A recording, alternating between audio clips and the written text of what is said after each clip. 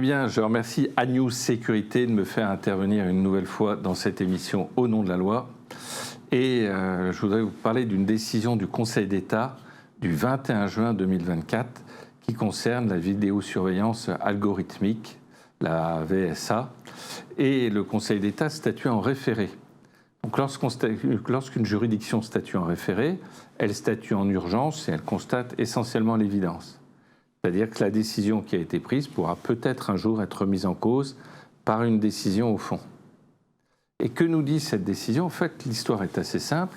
Vous avez une société Vision, V-E-E et puis S-I-O-N, qui développait des logiciels de vidéosurveillance algorithmique qui étaient diffusés dans les hypermarchés et qui permettaient par exemple de constater si un client mettait dans sa poche en douce quelque chose pour ne pas le payer.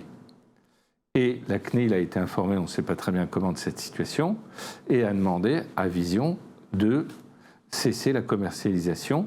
Et elle s'est appuyée pour ça sur les dispositions du Code de la sécurité intérieure qui sont récentes et qui ont été adoptées à l'occasion des JO, qui est de dire seule est autorisée la vidéosurveillance qui concerne les activités sportives, culturelles et récréatives. Et même si c'est parfois très amusant de faire des courses, à l'évidence, ce que faisait Vision ne rentrait pas dans ces catégories.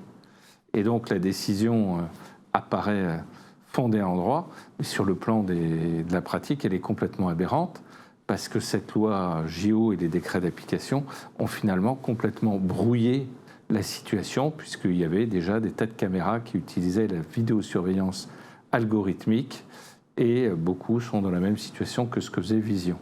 Est-ce qu'il y a une logique à sanctionner une entreprise et pas d'autres? L'avenir le dira.